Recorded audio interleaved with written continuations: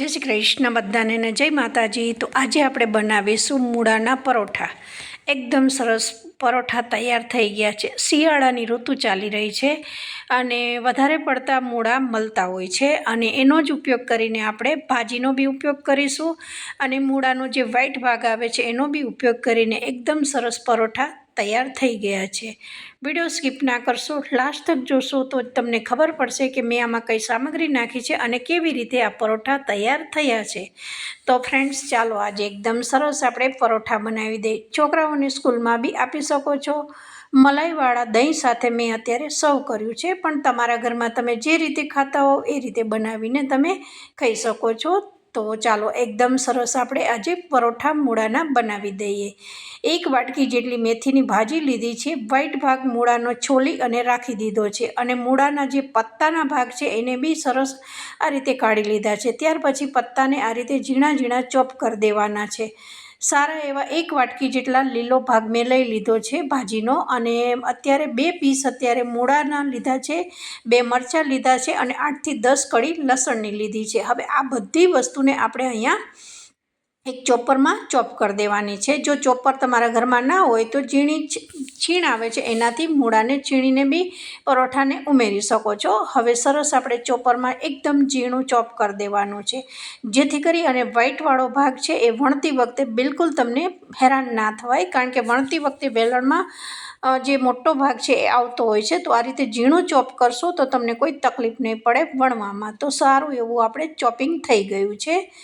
જુઓ, ઘરમાં ચોપિંગ હોય તો વધારે આસાની રહેતી હોય છે। હવે આપણે એક વાટકી જેટલી મૂળાની ભાજી લઈ લીધી છે। ત્યાર પછી એક વાટકી જેટલી આપણે અહીંયા ધોઈ અને કોરી કરેલું અહીંયા મેથીની ભાજી છે। મેથીની ભાજી ઓપ્શન છે, તમને પસંદ હોય તો ઉમેરી શકો છો, ન તો સ્કીપ બી કરી શકો છો, કારણ કે ઘણા ઘરોમાં એવું બનતું હોય છે ઘરના સભ્યોને મૂળાના પત્તા છે, મૂળાની ભાજી ભાવતી નથી હોતી, તો આ રીતે મેથી ઉમેરશો તો થોડું સારું લાગશે। તો હવે આપણે અહીંયા રેગ્યુલર મસાલા, 1 ચમચી તલ અને મીઠું અને ગરમ મસાલો, બસ આટલી વસ્તુ ઉમેરી મસાલા કરેલા છે। હવે એક બાઉલ ભરીને મેં અત્યારે ઝીણો રોટલીનો લોટ લીધો છે। મસાલા તમે તમારા અનુસાર કરી શકો છો, જેવું તીખું ભાવતું હોય, જેવું ઓછું તીખું ભાવતું હોય તો ઓછું નાખી શકો છો। હવે આપણે અહીંયા 2 ચમચી જેટલું મોયણ નાખ્યું છે તેલમાં અને આ છે મલાઈવાળું આપણું દહીં છે, એને તમે 1 ચમચી અથવા 2 ચમચી બી ઉમેરવાનું છે અને પાણી અહીંયા સાચવીને નાખવાનું છે। આગળ તમે સ્કીપ ના કરશો વિડીયો તો તમને એકદમ જે રેસીપી છે એની માહિતી સારી તમને મળી જશે। તો હવે આપણે અહીંયા મેં ગોળનું પાણી અગાઉથી બનાવી અને 1 વાટકી જેટલું મૂકી દીધું હતું અને ગોળનું પાણી થોડું નવશેકું જેવું છે, બહુ ઠંડુ નથી, કારણ કે નવશેકું ગોળનું પાણી હશે ને તો લોટ એકદમ સોફ્ટ બંધાશે અને આપણા પરોઠા બહુ જ સરસ તૈયાર થઈ જશે, કારણ કે વધારે પરોઠાના લોટમાં આપણે નવશેકું પાણી ગરમ કરીને લોટ બાંધતા હોઈએ છીએ। તો જુઓ, એકદમ સરસ આપણે અહીંયા ચમચીથી ગોળનું પાણી ઉમેરતા જઈએ છીએ। એક સામટું નહીં નાખી દેવાનું, નહીંતર તમારો લોટ છે ઢીલો થઈ જશે। અને જુઓ, આ રીતે હાથથી મસળતું જવાનું છે અને લોટને બાંધતું જવાનું છે। તો ફ્રેન્ડ્સ, આ શિયાળાની સિઝનમાં જરૂરથી તમે મૂળાના પરોઠા બનાવજો, બહુ જ હેલ્ધી છે અને સવારમાં નાસ્તામાં બી બહુ જ સરસ લાગે છે। તો જરૂરથી એકવાર ટ્રાય કરજો। લોટ સારો એવો આપણો બંધાઈ ગયો છે। હવે આપણે એના લુવા પાડી દેવા છે। જેવા તમને પસંદ હોય એવા પરોઠા બનાવી શકો છો। ટ્રાયેંગલમાં બનાવી શકો છો, ચોરસમાં અથવા ગોળમાં બી તમે બનાવી શકો છો। તો જુઓ, એકદમ સરસ આપણો આ પરોઠાના એકદમ મતલબ કે અહીંયા આપણે એક પીસ પાડી દીધા છે। હવે પરોઠાને વણી દેવાના છે, થોડો કોરો લોટ ઉમેરી અને જેવા તમને પસંદ હોય એવા તમે અહીંયા પરોઠા એકદમ વણી શકો છો। જેવા પતલા રાખવા હોય તો પતલા, નહીતર અહીંયા તમે તમારા ઘરના માપ પ્રમાણે તમે જેવા બનાવતા હોય એવા બનાવી શકો છો। તો જુઓ, એકદમ આસાનીથી આપણા સરસ પરોઠા બી વણાતા જાય છે। મેં અત્યારે અહીંયા ત્રિકોણ આકારના બનાવેલા છે। હવે એ જ રીતે આપણે એક ગોળ બી બનાવીશું, કારણ કે ઘણા બધાને કોઈ પસંદ ના બી હોય ટ્રાયેંગલ શેપ અથવા ત્રિકોણ, તો આપણે ગોળ બી બનાવી શકીએ છીએ, જે રીતે રેગ્યુલર આપણે પરોઠા બનાવતા હોઈએ છીએ, આલુ પરોઠા, એ જ રીતે। અને આપણે પરોઠામાંથી તમે સ્ટફિંગવાળા બી બનાવી શકો છો। અંદર આ રીતે વધારે પડતું મૂળાનું ને મેથીનું અને જે ભાજી તમને પસંદ હોય એ રીતે તમે સ્ટફિંગ કરીને બી બનાવી શકો છો। અને આ પરોઠા આપણે 2 રીતે શેકેલા છે, બટરમાં બી શેક્યા છે અને તેલમાં બી શેક્યા છે, ઘીમાં બી શેકી શકો છો। મારી પાસે બટર હતું તો મેં બટરનો ઉપયોગ કરેલો છે।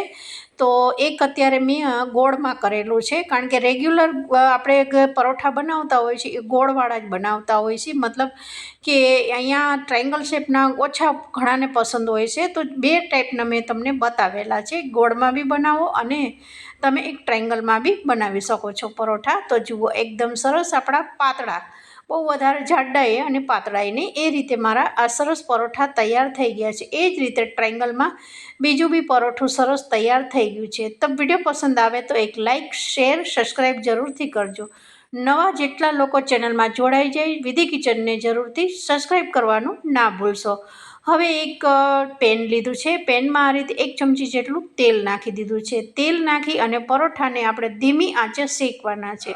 વધારે પડતા દાજી ના જાય એ વાતનું ખાસ ધ્યાન રાખજો, કારણ કે આપણે ગોળનું પાણી નાખેલું છે, તો આપણા બહુ વધારે પડતા કાળા ના પડી જવા જોઈએ પરોઠા. એકદમ પરોઠા લાલચ પડતા બનવા જોઈએ. તો તમે જોઈ શકો છો, હું ઉપર બી થોડું થોડું તેલ લગાવી અને આ રીતે આપણે તાવીથાની મદદથી એક સાઈડ શેકાઈ જાય તો બીજી સાઈડ બી આ રીતે શેકવાનું છે. અને એકદમ પરોઠા દાણેદાર બનવા જોઈએ ફ્રેન્ડ્સ.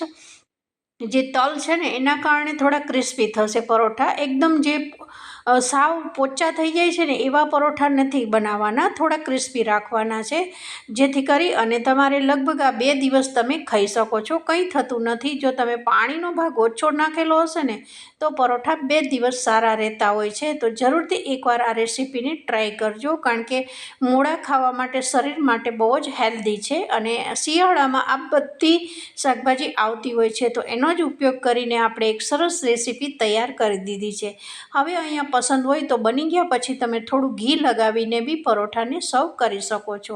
હવે હું અત્યારે એક તેલવાળું પરોઠું સારું શેકાઈ ગયું છે. ત્યાર પછી આપણે હવે બટર લીધું છે. આપણે હવે બટરમાં બી શેકીશું, કારણ કે બાળકો ઘરમાં હોય છે ને તો વધારે પડતું બાળકોને બટર વધારે પસંદ હોય છે. તો તમારા ઘરમાં બી નાના બાળકો હોય, સ્કૂલે જતા હોય, તો જરૂરથી આ પરોઠા બનાવીને આપજો, કારણ કે આમાં તમારે લીલા મરચાંને સ્કીપ કરવાના. તો બાળકોને બિલકુલ ખબર નહીં પડે કે મમ્મીએ મને મૂળાના પરોઠા બનાવીને આપેલા છે, કારણ કે મેં અહીંયા મેથી નાખેલી છે, તો ખબર જ નહીં પડે અંદર.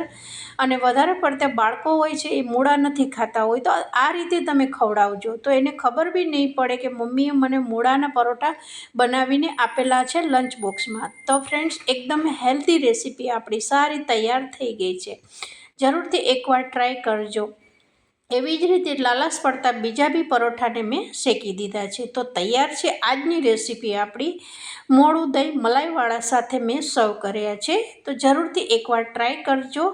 તો બધાને જય શ્રી કૃષ્ણ, જય માતાજી. આવી નેક્સ્ટ રેસીપી ફરી બનાવી.